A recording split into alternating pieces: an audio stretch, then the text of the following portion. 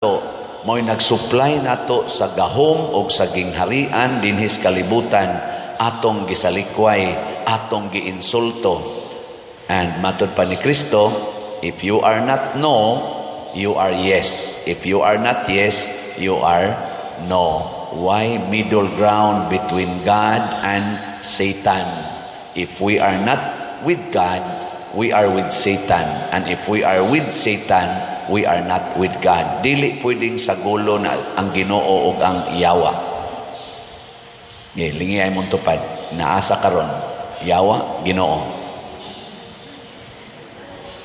Ana.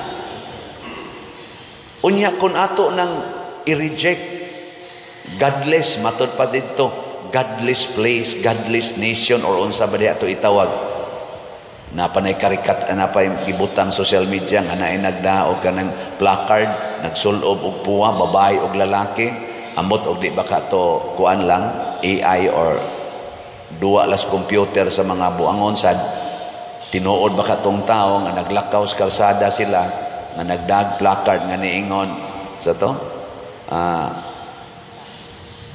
Jesus ba to? Jesus, get out from California. Ay, nagutang ba? Babae, lalaki.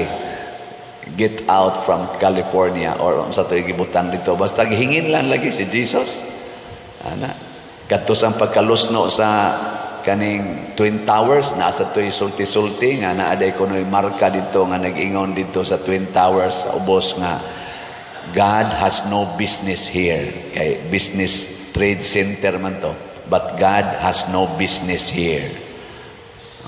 Los no bitaw, murarag kandila nga na kuan upos.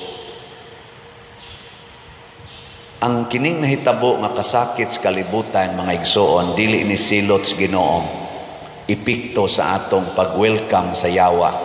Kay kung atong i-reject ang Ginoo, pinaagis atong sala, atong gi-welcome ang Yawa. Unya kay ang nature sa Yawa, ang batasan sa Yawa, destroyer man na siya sa creation of God.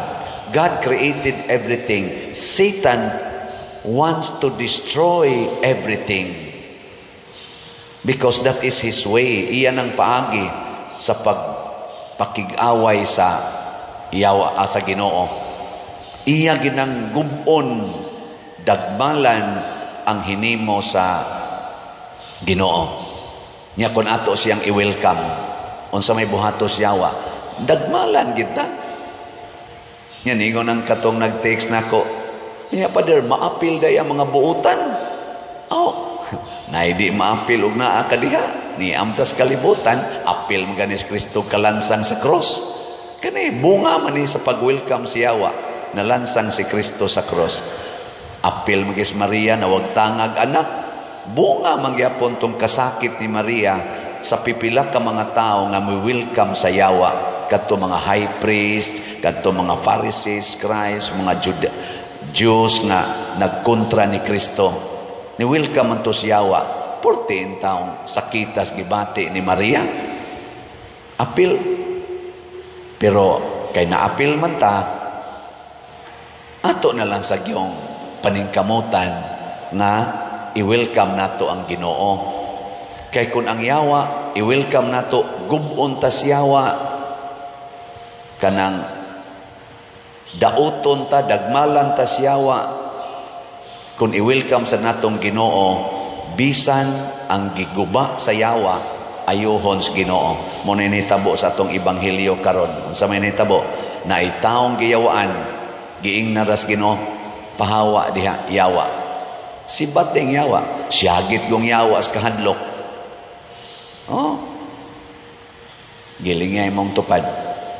Na papahawaan na ng Yawa diha nimo. Papahawaan na. Kanang imong kadaw nga di gani ka mo palit bisag slat. Nya sige jud kag paningil anang imong utang, unsa man na? Yawa na o Ginoo? Ilisi na pagkamanggihatagon, ilisi na sa imong pagsigig donate dinhi simbahan. Oh, des inyong silingan, donate diha. Na nasa ni text na ako, Father, palihog og share ani, pero ayaw lagnganli ako ngan og ang lugar. Nagtrabaho siya, nganlan lang nako ang sitwasyon. OFW, domestic helper. Grabe ang iyang amo ka istrikto. Grabe yun. Mura ko no siya naas impierno. Ampo siya sa Ginoo in taon. Balhina ko dire. Moto ni post siya sa kuan. Post siya sa kanang application online. Daghan ko nung nitawag niya. Sus, pagkaibaw siyang amo, chargean man sag mahal kaayo. Una pa siya change ba? Buhian. Di man ka-afford. Sa kadaghan kunos niya, aksyog tawag niya, ikahibaw pilay ilang bayronon para siya ma-hire. Muatras. Sige lang sa kunos siya hila. Hangtod nakadungog kuno siya sa ato dinhing mga slot-slot. Siya mo palit kong slot. Pero siya, naminaw man ko ni mo Father, ingon man ka, mo palit mo, ayaw paghandom nga tagaan sad mo in return, ingon siya mo palit ko. Maura gid ni ang akong kuan Lord pagpakita nga kigsuod ko nimo. Nipalit ko no siya. Pila to. Basta mga 500 naman tingin ito, duha ka slot o sa ka slot ito, 5 ka slot og tag 100. Pag human niya palit, matod pa niya, sa wa gyud dangati Pader, kay niabot man gito mga tuig kapin, sige sa kantos, wa gyud dangati og pila lang kaadlaw na adayoy ni tawag nako nga gusto mo hire. Pag sulti niya nga mao ni bayronon, gibayran gidayon. O karon kuyog na siya aning maong employer. Magsigi pa kunog adto-adtog lain-laing lugar sa nasod, lain-laing nasod, sige sa siya kuyog. Ingon din siya, kanindot di ay Father, no? Kung ato yung unahon ang Ginoo. Nako, niya, nipalit pa kag slot. Wa naman ni text og balik. Basig nalingaw na sa to. O ka na dita palipat ana. Di ba? Padayon na ang generosity. Sige mong away sa imong asawa, away mo sa imong bana, naiyawa ni sood ninyo. Nga naman, garbo. Ako gi masunod, ako gi maguna, ako gi tagdon, ako gi sundon. Ayaw. Ilisi nag humility. Ilisi nag pag-antos. Dawata, pasaylua, antusa. Mag-anam din nagkanindot. O na, yampo nato, nga kining mga panghitabo sa kalibutan, ang mga bati, na hinimos yawa, mawagtang unta, pinaagi sa atong pagbalik ngadtos Ginoo. Dawato natong Ginoo, sundo nato ang tinuod nga hari, nga mao si Jesus. Matod pas unang pagbasa, ang nakatuma ni ini nga tao, way lain kung dili si Jesus. Balik ta ni Jesus. Kaning atong salmo nga nag-ingon, gitagaan mo og gahom ang imong anak sa tanan nimong binuhat, apil ta ani. Pero ang tinuod gyud natong model nga anak mao si Kristo. Niya hinginlan nato ang yawa. Niya kinisang mga pagpadayag sa atong mga Diosnong panginahanglan og pangandoy sa mas gibuhat sa atong mga igsoon sa Iglesia ni Kristo nga kining rally karon, diin ilang gipadayag ang ilang mga pangandoy nga Diosnon ato unta ning buhaton, dili nato ihilom ba. Matud pa ni Kristo, ayaw tagui ang suga ilalom sa gantangan, itungtong kini sa tungtunganan.